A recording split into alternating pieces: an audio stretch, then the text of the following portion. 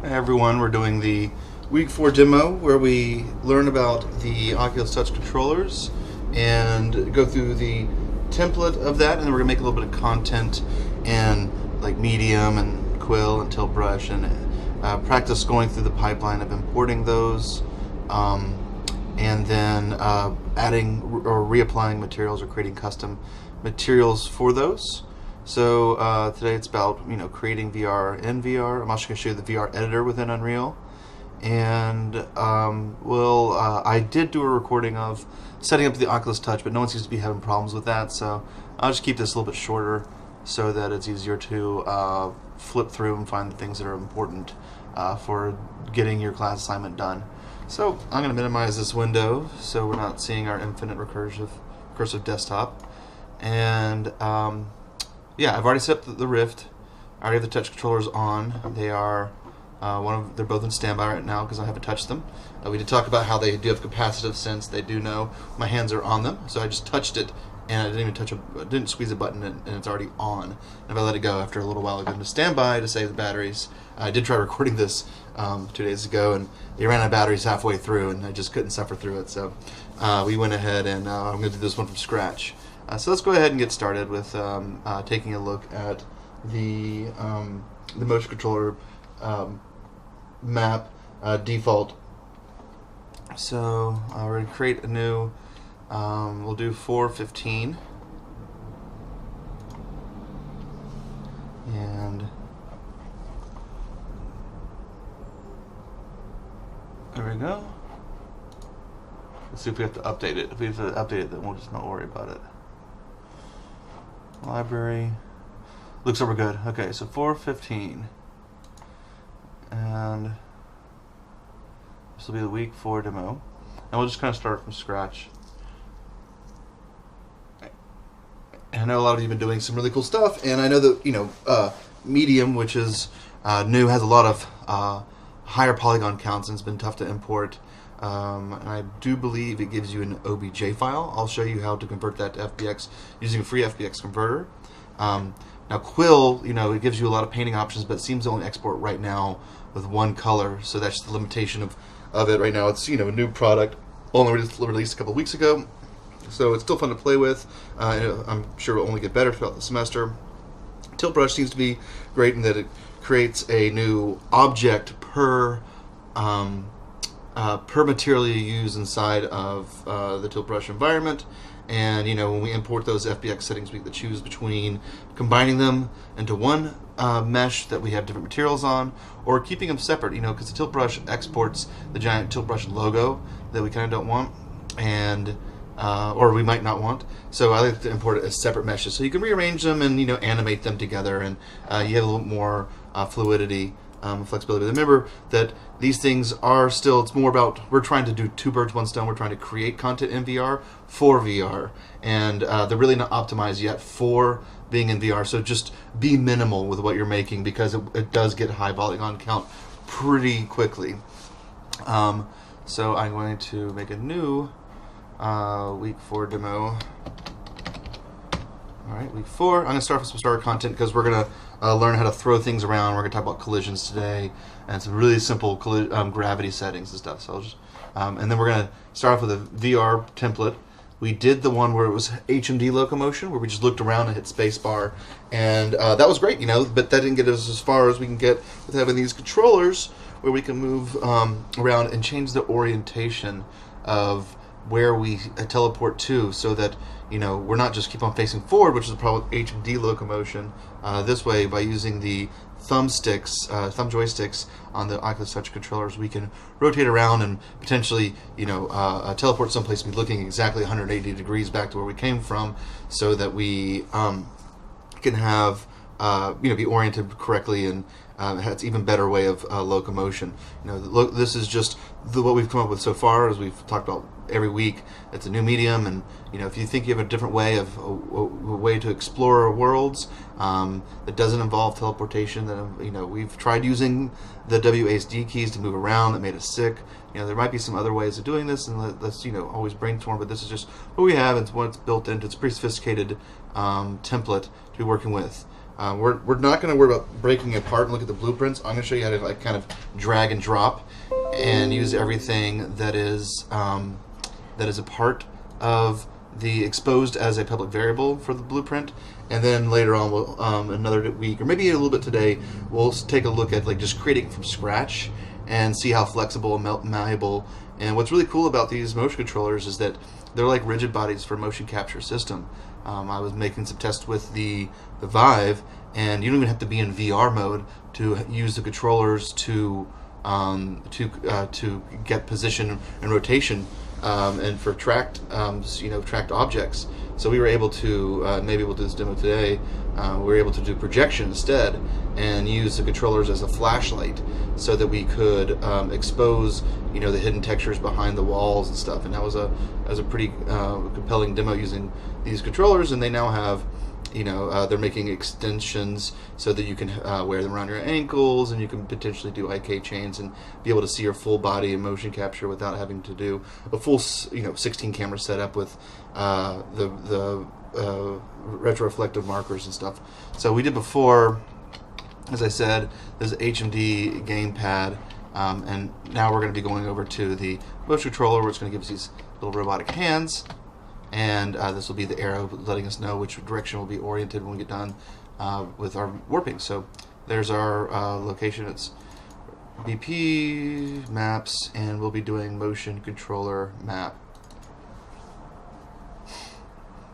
All right, so I'm going to kind of just jump in here. We talked about pawns and how you can possess pawns and how we switch between them, and this is the motion controller VR pawn. And should we want to make a custom map, all we need to do is find this inside of our content browser, and then we can drag this motion controller pawn into whatever world we want, and then we're up and running with this form of locomotion in whatever world we want to use. Just remember that it needs to be auto-possessed as player 0, meaning that that's what is default as the default camera.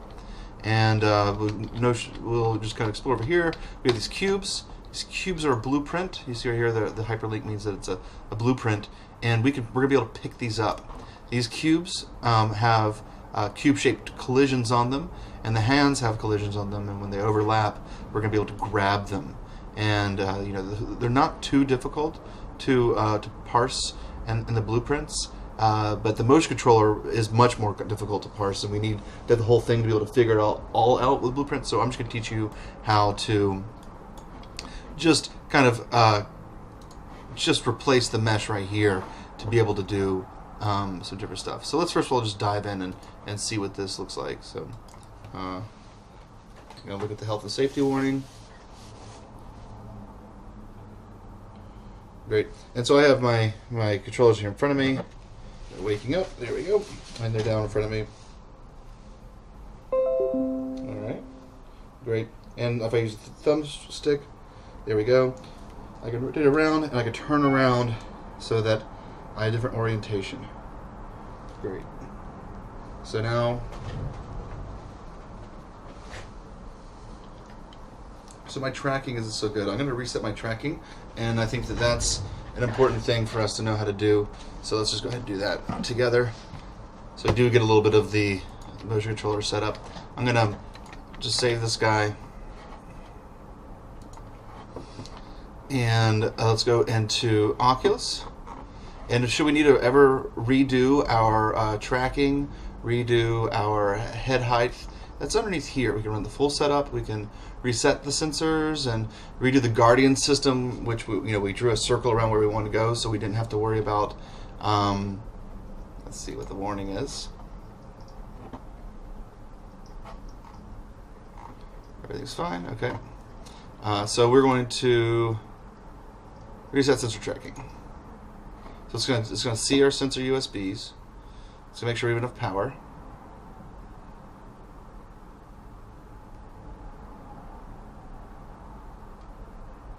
Okay. Hit next. It's going to give us some instructions. This is pretty self-explanatory. I'm sitting down, so I'm going to give it a lower height.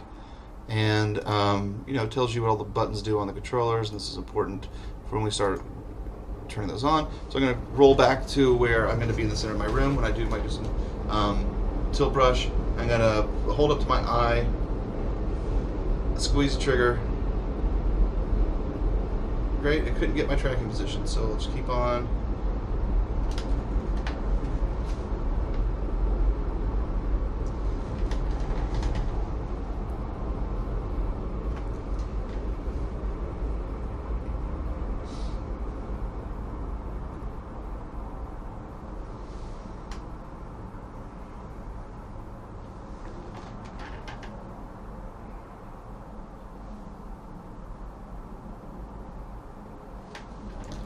See if we,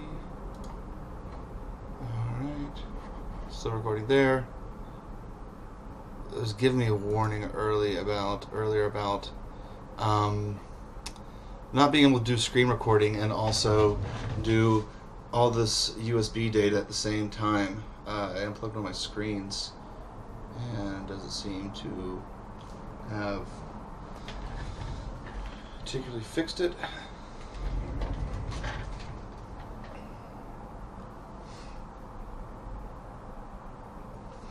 Let's skip it and see if we can. I can just suffer through today, just so we can get the demo. I'm just resetting my position of VR. There's something you can't see, but I can. All right, great. Let's just go back into our demo for the week, which is this week 4 one right here. A little sidetrack.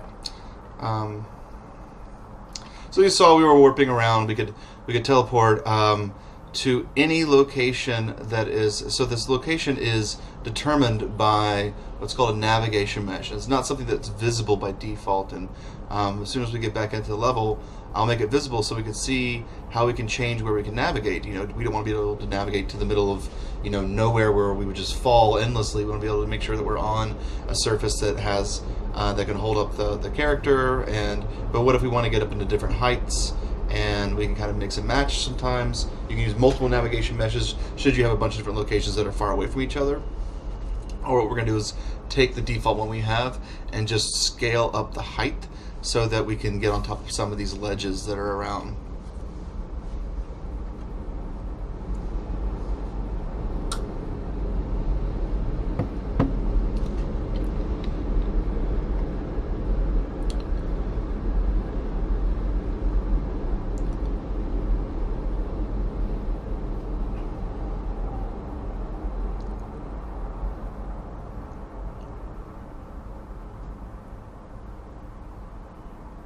All right. So we're gonna go back into that map for motion controller map. Let's take a look at that navigation. Well, actually, take a look at two things. We're gonna show. You see, there's two things not selected. One is collisions, and the other one's navigation. We're gonna get to collisions in a second. So let's first look at navigation. Now, look at that lovely green. That is our navigation. So technically, right now we cannot get up on this ledge, and we can't get up on all these blocks or over on this table. And if you see right here, here's the navigation bounds right here. And I'm going to take it and scale up the height, and it refigured it for me. And now it says, oh, now we can get up in here. And I scaled up enough that we could get up here on this ledge. So now we can teleport a lot more. This is just a cool little feature that we can do further exploration of our world. So let's prove it to ourselves.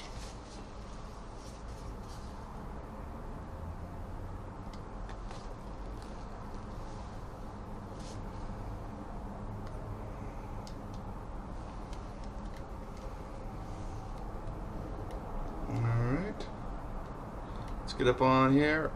Point. Now I'm on top. Look at that. That's great. Back down. Back around. Let's get up on there. Oh, up on there. There you go. Oh, that's table.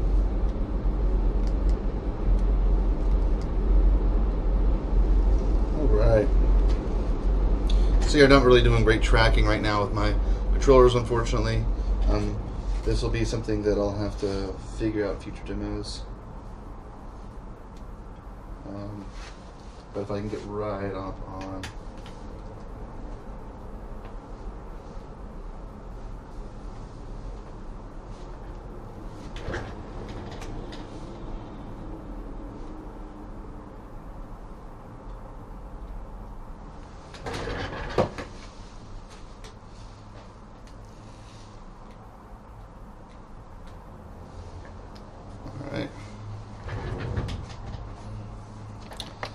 So we'll fix tracking in a second. Let us...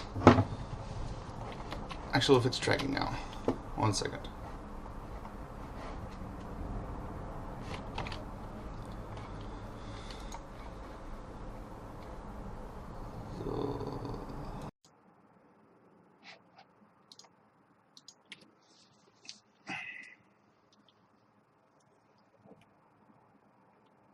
All right, so we're back where we were before.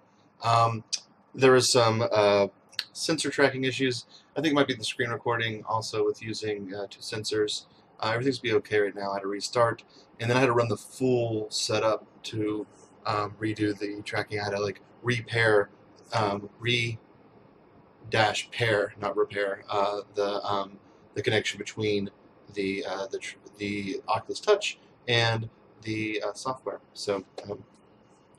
We're there, and as you can see, we are now back into this HMD locomotion map, and I can pick things up with this blueprint that we were examining a second ago and toss them back and forth. And this is just because this box has a collision on it, and collisions will be represented by a purple line. It'll be hard to see on the box itself because that's where the edges are. But we'll take a look at it in a second. So let's just jump in, and where we see our navigation bounds, and now we can see our collisions, and you can see like there's these purple lines on the edge and purple lines on the edge. There are collisions. We can investigate them a little better if we go to the object themselves and look. And some of these, the content on the starter pack doesn't have collisions, and so we're gonna kind of look at that right now and like jump into this blueprint a little bit for grabbing boxes. So this is a actor blueprint, and if I were to open it up and make a change, like let's change this color a little bit. So let's just choose a different texture real quick on the cube, the static mesh. So if we, instead of doing the blue, we do a nice lovely worn walnut floor. Alright, that should be cool. We hit compile and save. All of them changed, right? The blueprint has changed, and all of them have changed. But if we want to change just one instance of it right now, we can do, 2 things come to mind really quickly. One is that we can find this content browser. We just copy and paste this and rename it something else, and therefore we can have a whole bunch of spheres with walnut floor, worn walnut floor textures. Or if we want to change one of these guys, select it, and instead of opening up the blueprint, I can just change the instance of this right here by coming over to the starter content, and I can grab let's find the rock. Let's go up to the top and use our filters. So I'm going to filter by static mesh, and let's do an HMD. I'm just going to drop it here in the static mesh. Cool. It's a little small. We'll resize this.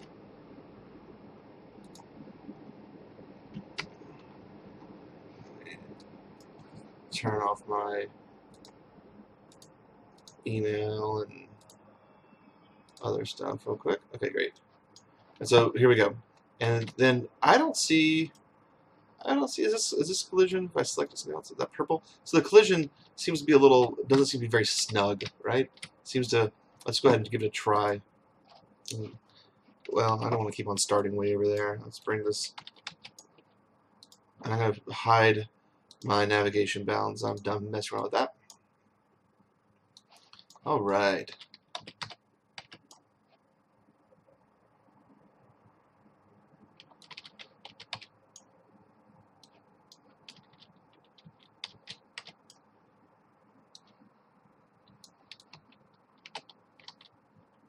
Alright, so let's go ahead and try grabbing. Alright, so we grab it. And, it's not very snug collision, and it's overlapping here. So let's take a look at collisions now that we're... So the collisions are often created when you import these models from... you got to throw things in VR. That wasn't very compelling. There we go. So yeah, you gotta we're gonna take a look at some collisions in the static mesh editor. Let's go over to this HMD, and this is the static mesh editor. If you get close to it, there we go. There's the static mesh, and we gotta turn on collisions, and that's this purple line. So I want to make it I want to make it a little more snug. So what happens when you import a model, or one of the few things when it's processing in FBX, and we'll look at that when we import stuff from Tiltbrush and the other applications, that it auto applies a collision for it, and then it also gives it a mass. These are it can be overridden. You can delete the collision, and we can give it a custom mass. The mass is basically determines like how heavy it is and how fast it falls when gravity is applied. Sometimes it that's why it's important to model things and import things at the correct size so it can give it the correct mass. Now here we override this stuff, but we're doing so much we'd like it to be automated. But we're going to take this collision, we're going to delete it, and have a collision tab here, and I could do a lot of different simple collisions if I wanted to put just a sphere on there. Well, that's not very accurate either. Let's delete that. I'm just going to do this auto convex collision. It's going to bring us over here to the bottom right, and I'm going to apply. It's going to think. And this is a little bit more processor intensive. When we can use a basic square, basic circle, that's better. But this is going to make us, when things are or not like standard, like this has a hole through the center of it. This now has given us a little bit better, a better approximation of what the collisions would be for the static mesh. So I will now come over and let's just save all. Make sure we've applied the collision, and let's see if we can grab it a little bit better. So now it's not too much better.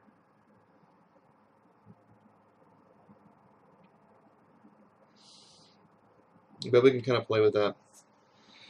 So let's import something that doesn't have a collision at all. I know, for instance, rock. Where's that rock?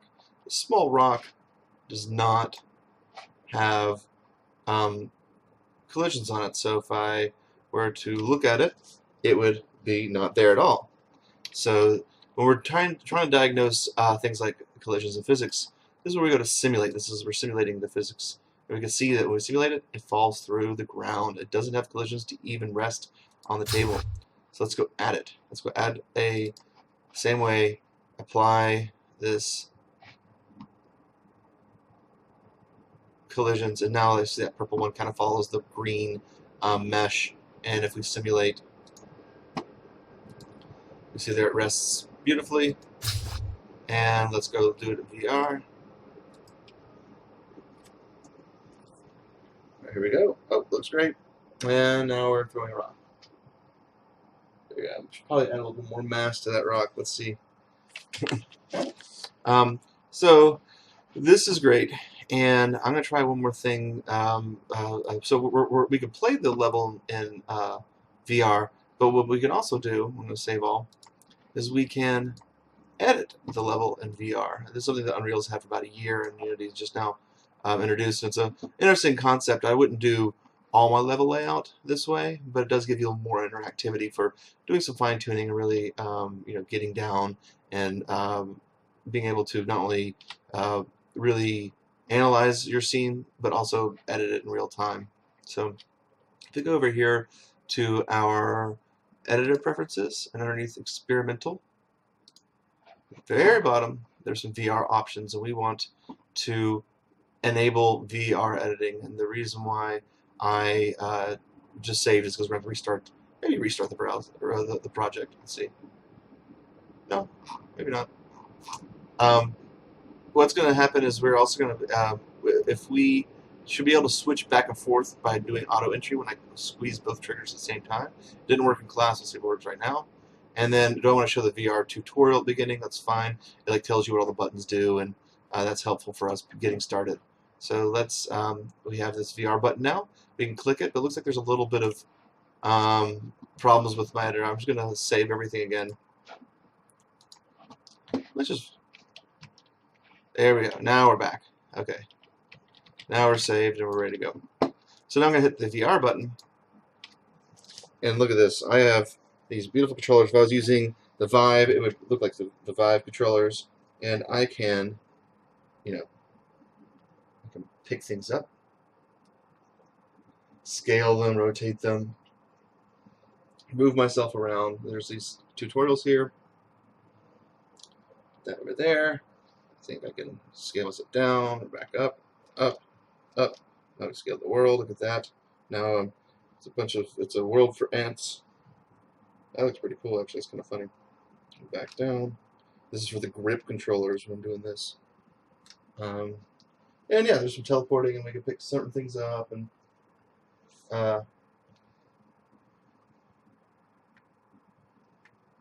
we can move this menu around. Right, over there. Sound effects. Shrink. Let's try it. I'm gonna hold both controllers. No. I thought I was gonna send us into playing it. We'll try. Let's try. If I look at it, if I look at each other, I have a bunch of options. There's a bunch of tutorials on this. We'll hit play. So now I'm doing whatever. Right now, I'm actually playing it. I restart where my pawn was, and then if I hold both of them, let's try it again. No, I even lost one. There you go. I have some problems. Don't worry about it. We should be able to switch back and forth seamlessly. We've seen doing it one way. That's good enough. All right. So we've edited around inside of the level in both VR mode and regular mode, and we've seen how to change these pick upable items, which is great. So let's go ahead and jump into Tilt Brush really quickly. Or actually, let's do Tilt Brush in class. Let's do Medium and Quill, and then we'll import them and do some custom materials, and we'll call it a day for this one. We'll move on to next week 5, where we'll do some media textures and some skeletal meshes. Let's close this up right now. I'm going to go over to, yes, we're still recording, that's great. Let's go over to our library, and here's Medium. Yeah, let's start here. Medium is definitely using the metaphor of like clay, right? You start off with a sphere, and you can push and pull and mold it and shape it. And you can spray paint it, and it does get a high polygon count. We'll learn how to decimate this upcoming week, and we get rid of the health and safety. All right, so can you guys see that? Okay, great. So I'll just show you just a little bit of features. Let's see. So it is a clay metaphor, which we can, I guess it means we're going to add more clay. Now we're adding more clay, and we can smudge it. Yeah, the sound effects are great. Smooth it out.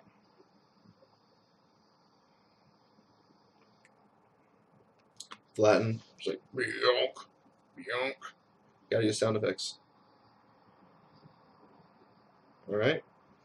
And let's see if we can get some colors in here.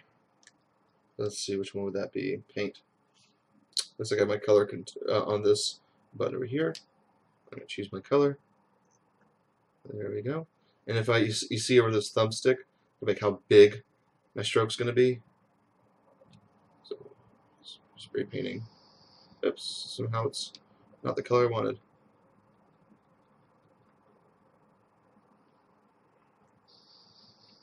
There we go. Just like, you know, doing some auto body stuff. Alright, so let's go ahead and look at the main menu. You know, we can save the project real quick, and so if I hold this home button, I could take some pictures for my blog should I want to, and go ahead and save as. This is all fine. So we're going to a name. Now let's go ahead and just a quick note. You can use the grip triggers, pick it up and move it around. This is how you kind of manhandle it. Yeah. Let's go back to home, and let's do export. All right. So I thought about it, and now it's exporting it. Okay. Now let's go ahead and jump into. So we know export from Medium. Let's export from Quill now. I'm going to go to my home. I'm gonna exit. Yes, I'm sure. And then do you guys see the home? No, you don't. So I'm just going to quickly go into Quill. Health and safety. So this was the application that was made for doing Dear Angelica. You can draw with that button. There's tutorials, and we can poke the brushes, blah, blah, blah, blah, blah, blah. So let's go ahead and get started. What happens if I... Alright. What kind of options do I have? So press this button to get my menu. So we can look at other people's sketches, which is actually a lot of fun. Like, for instance, this caravan one. So we're going to open up the new one. So, like, this is super cool, right? We're in this world. This is all made in Quill. And then I'm going to scale it by holding down my grip buttons and pressing down, in and out like that. My grip buttons. And this is how you can actually, kind of move around the world and then zoom in when you want to get to some details. And then, like, oh, I'm going to bring grip, bring in this cat and just start working on it. I can't really edit it. It's blocked off right now. Let's bring up our menu again. So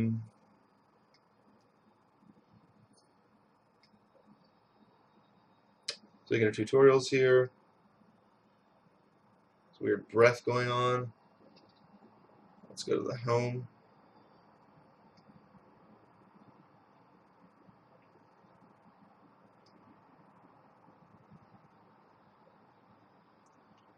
Let's do new. Alright, so we're doing a new project. It's going to be called Untitled.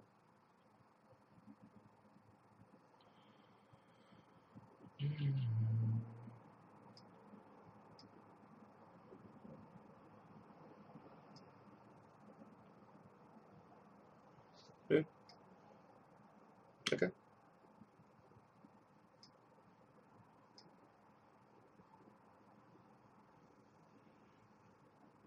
New.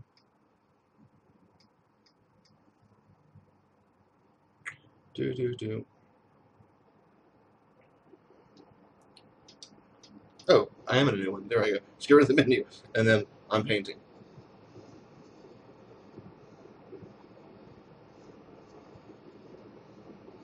So something like this would take forever to model with the mouse.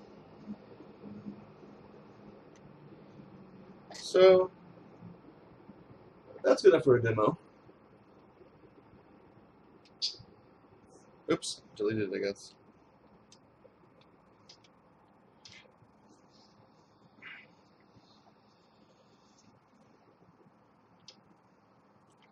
And that's export 3D file as FBX. Let's give it everything and call it Untitled for right now. Alright, so now we're done with Quill. That's great. And then I'm going to open up Tilt Brush really quick. More than likely somebody from class will be using it, so I won't really get into it. Well, look at that, I lucked out.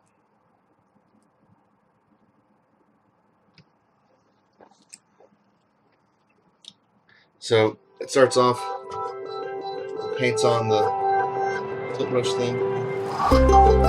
This is a little more sophisticated. So look how it changed the model, so now it's like the Vive controllers with the opposite controllers. And then get rid of the paint. That's very happy.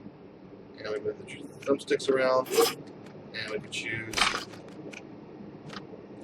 different. We have multiple pages. Let us do something with some cool texture. I like this hypergrid. Hypergrid.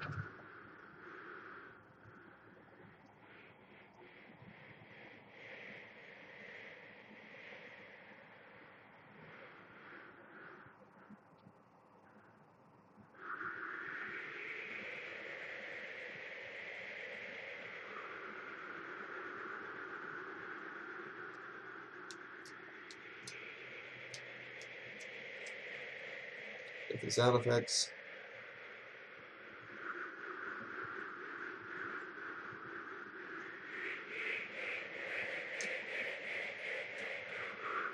Alright, that's good enough for us. It has some audio reactor capabilities, change color, and then the export's kind of hidden still. It's more labs, and then it opens up this little button here for exporting, and then it's going to fling it off into Tilt Brush folders. Now, we're done. There. Exit.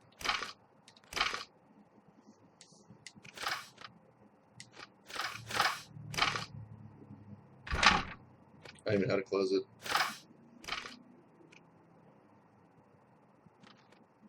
There are lots more features here. Yeah, we'll just take off the headset and close it. All right. So let's take these 3D models and bring them into Unreal and do stuff with them. So I'm going to open up my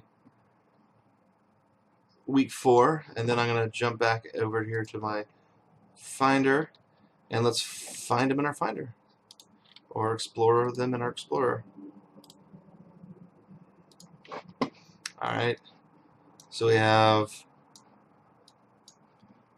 all these are in the documents. We're going to have a folder for medium, and we're going to have a folder for quill, and then one for Tilt Brush. Tilt Brush is the exports, and it's what I did today, Untitled 0. And then these are, as you kind of see, these are PNGs with transparency. These are going to give us some texture. This will be really fun to do inside of Unreal to reapply materials from kind of from scratch. There is a JSON file here that I assume we could parse soon to help us get the color information back, so we'll have to make everything from scratch. I just haven't looked into it just yet. Just keep these things simple so you're not stressing yourself out too much. And then we have, oops, this is my object from today, and I don't believe it's going to have a texture at all. That's a limitation of Quill for right now. Just treating it like, you know, a pen and paper. And then the medium is going to be in our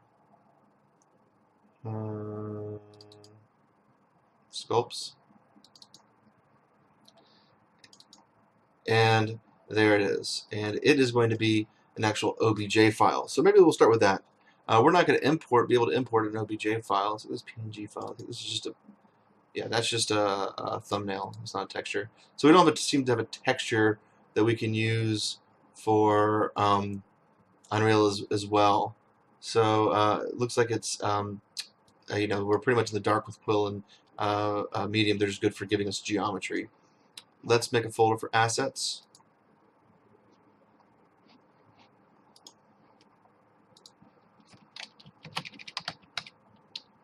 Search assets, and then we can start bringing them in. So the quill thing should be straightforward, right? It was just like that spiral. You're gonna hover over here and bring it in, and let's go ahead and it's gonna auto-generate collision like I was talking to you guys about. And there's some more options here. I'm gonna leave it by default for right now, and then we'll adjust it should we need to. Okay. So it's very small. So we were talking about collisions earlier in mass, and this looks like it's by far too small to see. So let's be smart about it and just restart. We're gonna make it, let's just say 100 times bigger.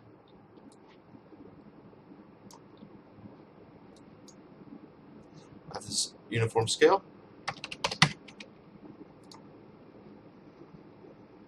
And you know, if it's not red, it's just a warning. We can always use it.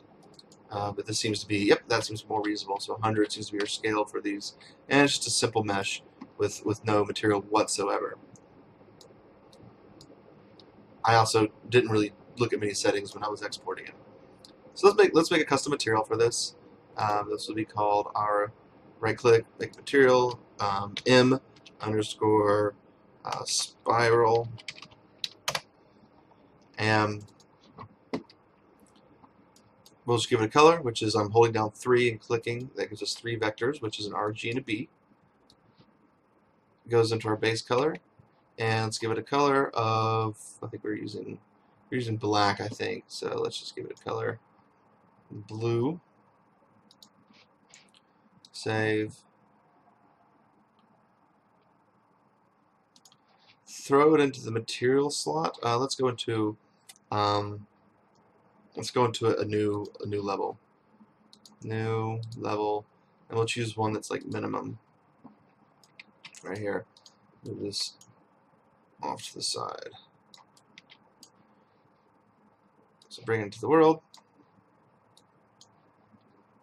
and I can just throw the material on this way should I want to, or that's not precise enough for me. I can bring it over to this material slot. I put it onto the floor. So undo that, and let's just bring it straight over to the material slot. That's more precise. Cool. So look at our collisions. Our collisions are kind of huge. If I was to use that pawn, we really wouldn't get in there. It wouldn't be precise enough for us. Let's see. Our collisions. It's that giant thing. But that might also be fine. Let's just see what happens if we generate it ourselves. This might be too complex.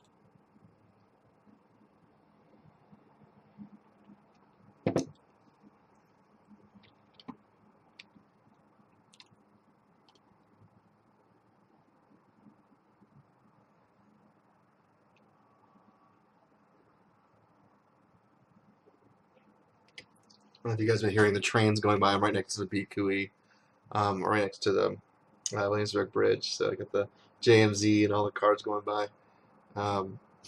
Surprised we haven't heard a subway honk really loud yet. Yeah, so this is pretty complicated for it to figure out. Hopefully it didn't crash. If this guy up here stops blinking, that could be a bad sign. Let's see if we're still recording. Yeah, looks like we're still recording, so let's give it a second. And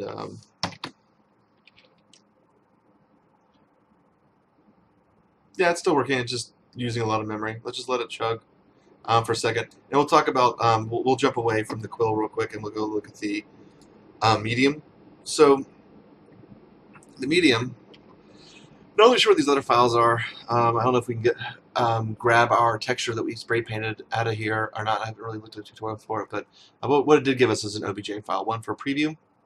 Let's use a smaller one, and then a larger one that's like the actual asset.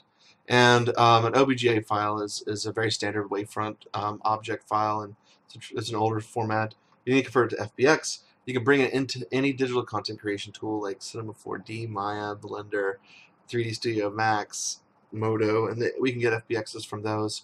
But we're just going to use a free converter that you can get from Autodesk, and Autodesk is who makes the FBX SDK file format. And we're just going to search for FBX converter, and there it is. It's a it's old, but it still works fine for converting them. I will bring it up. I already have it installed. FBX converter. There we go. And it's like dead simple. We just take the object, throw it in, and then it goes back to the same folder. And I'm going to say embed media, but I don't think it's going to embed our textures after all. And then convert. And now we have an FBX file that we can import once we get done with these crazy collisions. Oh, looks like crazy collisions are done. Look at that. That's a mess. But also pretty cool.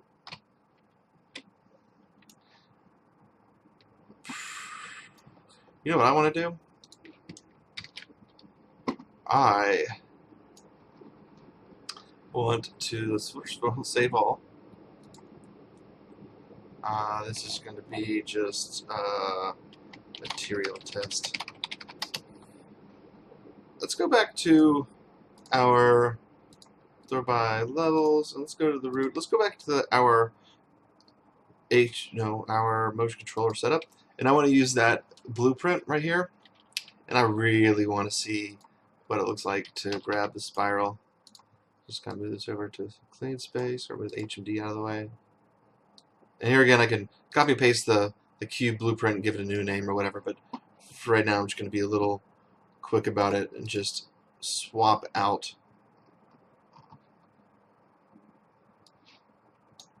mesh. It didn't bring the material with it, so give it our material. Shrank it, so let's go up to 1. And it has collision, so it will go through the floor. Just put it above so it will fall nicely.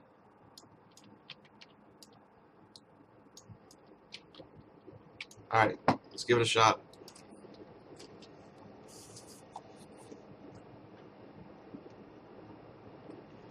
Cool. Can I grab it? Awesome. Look at that. Blank. I made a weapon. I made a weapon. That's pretty awesome. Cut my web. It's like a dream catcher. That's pretty cool. Alright, let's go for the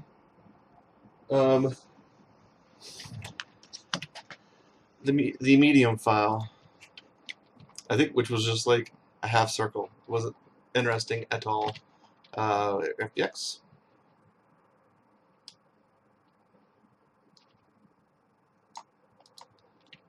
Let's try it this way. Alright,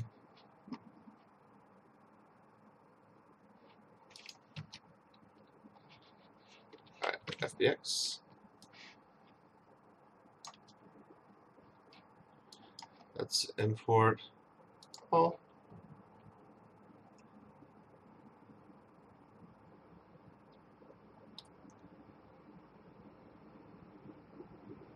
If it's stuck at 75 for a little while, that just means your object has a lot of polygons.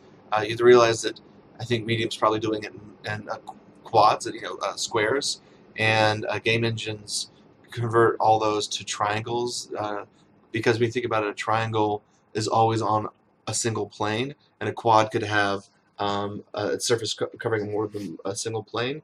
And why that's relevant is for real-time processing of lights and shadows, we need to know exactly each polygon, how it's the light's hitting it.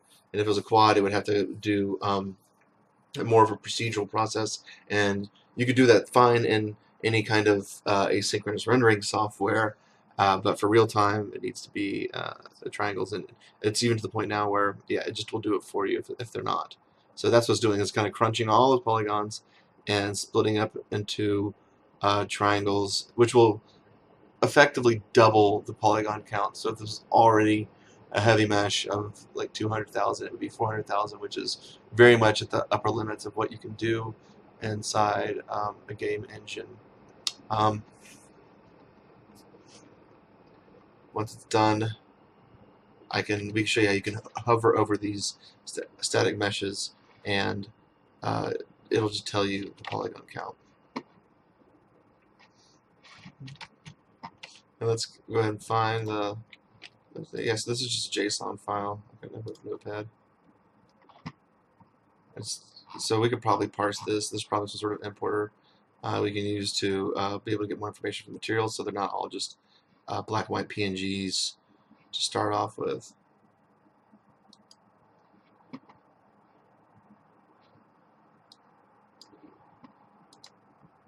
And it's probably better for me to start titling things better. And then once we import these two meshes, we'll go ahead and call it a session for right now. This is a whole lot of interactivity. Having the controllers, obviously each button could do something different, but to have the ability to grab and hold and drag things, and basically have motion capture with these tabletop sensors, and two controllers, and the Vive. Oh, I forgot to scale it up, but oh well. The Vive is has a bunch of USB externals that can also be tracked. So, alright, so there's that object I made. Wasn't so interesting, but that's how you get it. I converted it and then I brought it in. Not really that interested in it.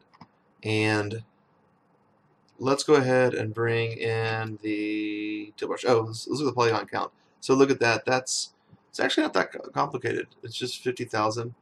All right, and the spiral is about 5,000. So these are both perfectly fine. It just took a while to process, and I think that was that process of converting everything to triangles. You could do that ahead of time in another piece of software, and it might be quicker or more accurate. It's good enough. So let's go ahead and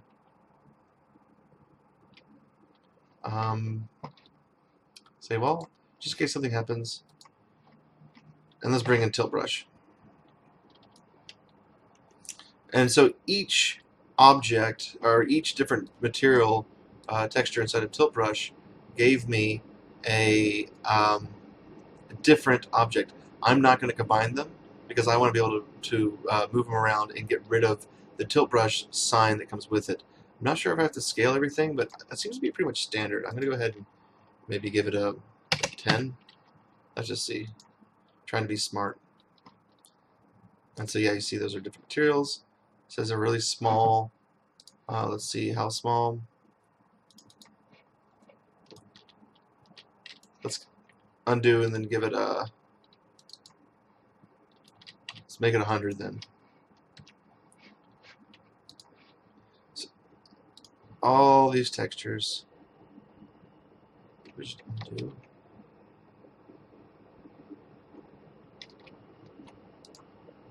Delete. Delete, delete, delete. All the stars are new. Textures, materials.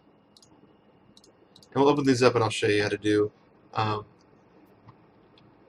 Make it a little nicer.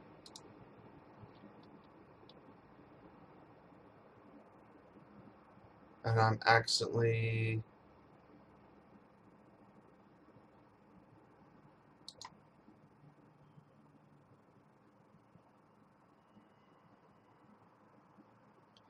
Who knows what I did there? Seemed to be okay. Let's try one more time.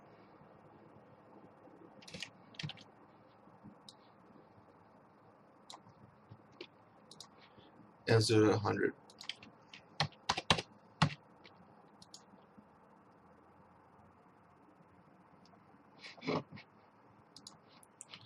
Cool, I'm going to save all now.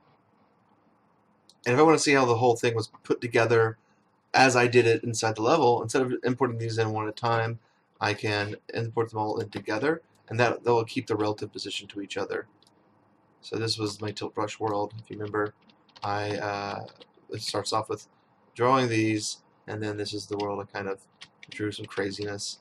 We're going to put these materials back together, and we'll be able to see, give it some life again. I don't care about the tilt brush thing, so I'm going to get rid of these objects. Cool. Done with them.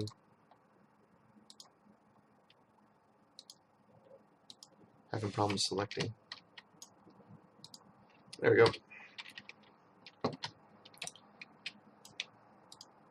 This is my hypergrid. So actually, I have two things basically. Hypergrid was the one where those squares, and then the light geo was like the first one I drew like a little bit of. Let's just play around with the hypergrid. So I'm going to delete this one and just go over to the hypergrid. And let's go into its material. And giving me an opacity and a base color.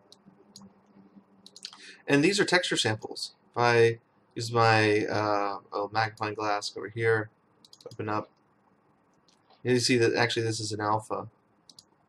Take away the green, just showing alpha. So I need to be able to get that texture out, and that's going into opacity. We have we have some different ways of doing opacity. Let's take a look at our material node and look at some of these basic features. Like this is a surface material, that's fine, and we're saying it's translucent. Translucent means it's grayscale. It meaning that it can, like these things can taper off. It doesn't have to be just on or off. If we made it masked, then it'd be on or off. And then we would put this into the opacity mask. But we want to have that more smooth transition. It's not really that important for this material, but there you go. And then default lit means it could take shadows and it could self-shadow. We want to make it, I want to make this glow. I want to make it more electronic. So I'm going to say it's unlit. You'll see we lost our base color. And it's all about what color is glowing. Come back over here now. I have still, though, a very boring white thing. So it's actually all our RGB information is just it's either white or it's missing. I want to grab the alpha information actually and put it as opacity. So let's take the alpha and put that in the opacity. And there we go. There's our hypergrid. That's cool. And I don't really care about using the, well, it's fine. We can. I don't think it's really giving up much texture. The alpha is pretty off-on. It's very much more of a mask. But I'm going to show you how to do some quick math. I'm holding down 3, getting ourselves an RGB 3vec. Let's do blue again. And what I can do is if I hold on M and click, I have multiply.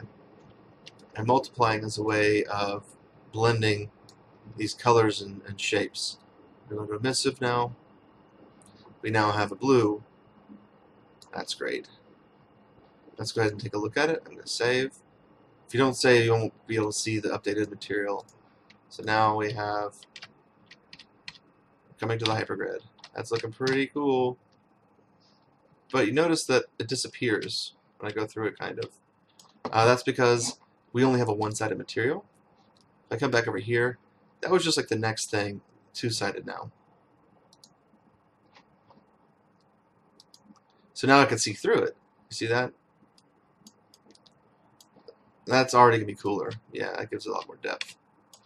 Slow down the camera a little bit so I can get closer. Pretty dense, but cool. But as I said, I want to make it electronic. I want to make it glow. And we're pretty much already there. We're using an emissive. We just need to give it another multiplier. These are just blending these together, but we want to, let's say, I'm going to hold down 1 now. I give myself a constant. These two together now, I have the constant is 0. So this will be black actually. It needs to be 1 to let it have at least a little bit of emissive color.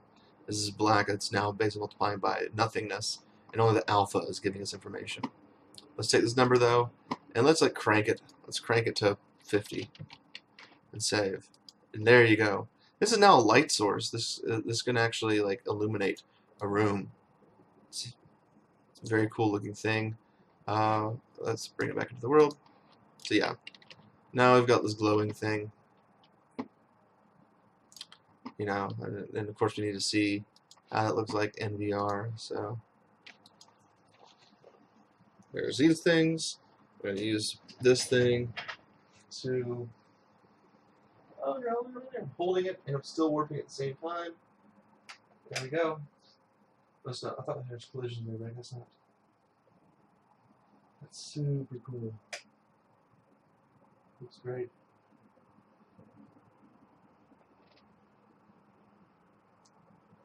Alright.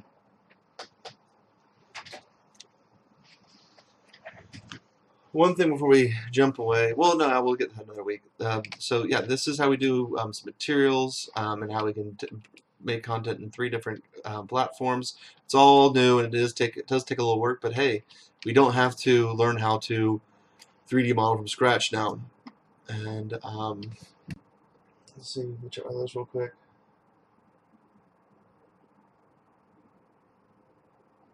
Yeah, it's good. All right. Thanks, guys. Sorry this one was late, and I'll see you later.